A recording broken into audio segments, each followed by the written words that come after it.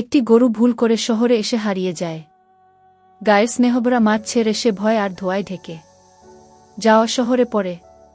খাবার না পেয়ে রাস্তায় ঘুরে বেড়ায়। একদিন এক হোটেলের মালিক তাকে দেখে রান্নাঘরের কাজ দেয়। গরুটি থালা চাটে, কাজ করে সাথে সাথে সে মেঝে পরিষ্কার করে, কষ্ট করে বেঁচে থাকে। কিন্তু মন পড়ে থাকে তার গায়ের খোলা আকাশে আর ঘাস ভরা মাঠে, যেখানে সে সবসময় খেলাধুলা আর ঘাস খেত। অনেক বছর পর সে ক্লান্ত হয়ে গ্রামের পথে ফিরে আসে। গ্রামের মানুষ প্রথমে চিনতেই পারে না তাকে, কিন্তু এক বৃদ্ধ তাকে চিনে বলে, এই যে আমাদের লক্ষ্মী গাই। সবাই মিলে আনন্দে গরুটিকে আবার আপন করে নেয়। গরুটির জন্য একটা লাইক আর চ্যানেলটা সাবস্ক্রাইব করো। বেশিরভাগ পশু ও পাখি আজ বিলুপ্তির পথে।